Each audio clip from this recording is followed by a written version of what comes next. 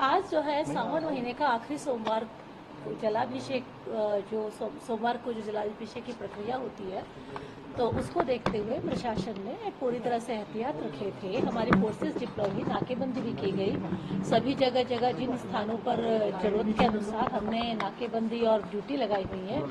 रही जलाभिषेक की बात, तो मैं आपको ये बता दूं कि ये नल्हड़ मंदिर में, जीर मंदिर में और सिंगार मंदिर में न सिर्फ आज के सोमवार को जो आखिरी सोमवार है महीने का, परंतु पिछले भी जो जितने सोमवार गए हैं, हर एक सोमवार को जो यहाँ स्थानीय लोग हैं वो आ रहे हैं, जलाभिषेक कर रहे हैं।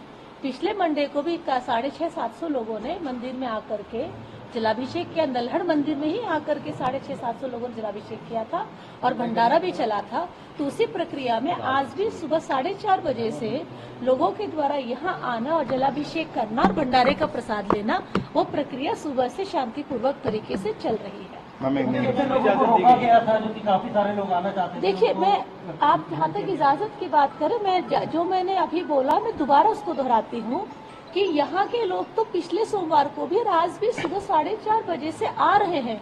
जलाभिषेक के लिए तो प्रशासन ने रोका ही नहीं है, लेकिन ये जरूर कहा था कि स्थानीय लोग करेंगे और जो बाहर के जो व्यक्ति हैं, जो आसपास के गांव से, क्योंकि जो मीडिया में जो बातें चल रही थी उनको हम ऑब्जर्व कर रहे थे और मीडिया में कुछ इस तरह की भी चीजें चल रही थी जो थोड़ी सी भड़काऊ तरह की थी कि ग्रुप बनाकर मोबिलाइजेशन करने की जैसे कोशिश की जा रही थी।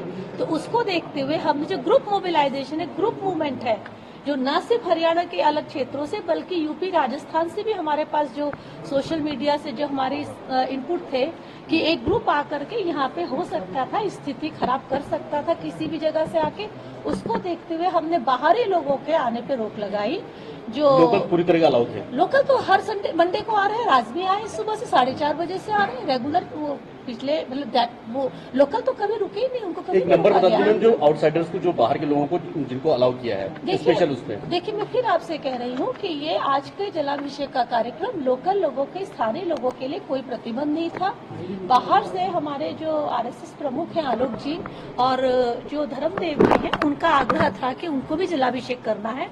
उनके साथ कुछ साधु संत थे, मेरे ख्याल से अगर मैं कुल संख्या देखूं तो 10-12 की होगी, क्योंकि उनकी जलाभिषेक की इच्छा थी और जलाभिषेक के लिए कोई हमने किसी को मना नहीं किया था। एक धार्मिक आस्था का प्रतीक है, विश्वास का प्रतीक है, तो उनकी जलाभिषेक की इच्छा थी तो उन्होंने आकर के जलाभिषेक किया है।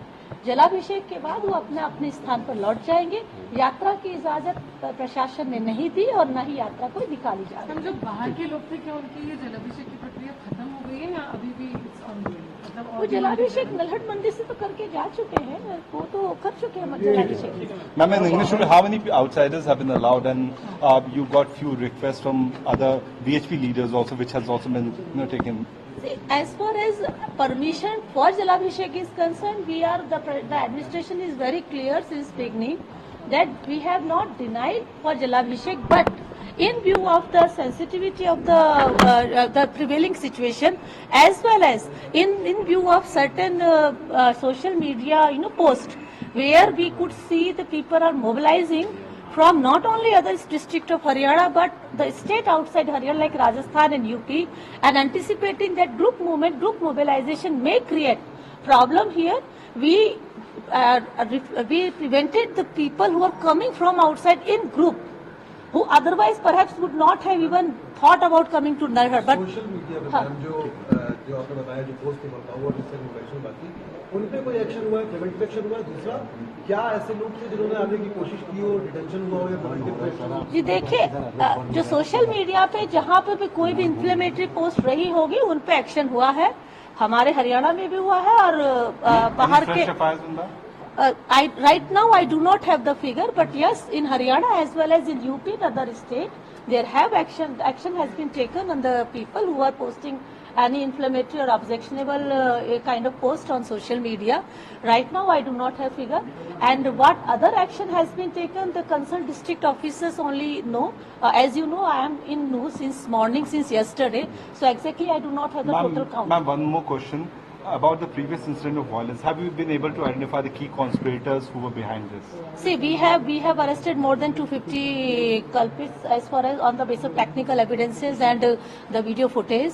As far as reaching to the concluding part of the investigation to pinpoint any particular person, I think the investigation is still going on. We have not reached to that. Any time period by which you will be filing the charge sheet? Pardon? Any time period by which you will be filing the charge sheet in this case? That I cannot comment for the reason, as you all, I am ADG Law and Order, looking after the law and order arrangements here.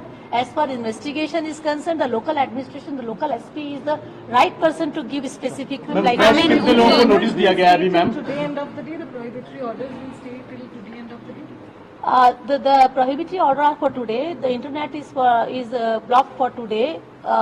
Whether we have to extend or not, it will be taken. The call will be taken by the end of the day. Ma'am Mamman Khan समेत कई लोगों को notice दिया गया है, कितने लोगों को ऐसे नोटिस दिए जो फ्रेश नोटिस हैं जिनको जांच में शामिल होने के लिए कहा गया है? Again, I am reiterating what I just now said, that I am looking after the law and order part of this investigation. I am not supervising, so I cannot give any comment.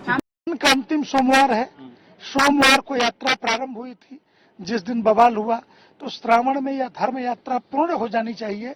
इस धर्म यात्रा को पूर्ण करने के लिए संस्थाएं हैं, प्रशासन सहयोग कर रहा है और हम यात्रा पूर्ण करेंगे। लेकिन परमिशन तो नहीं दी गई। आप चैनलों पे दोबारा खबर देखिए, बिना परमिशन के हम कैसे कर रहे हैं? यात्रा की नहीं दी गई है। यात्रा की परमिशन है।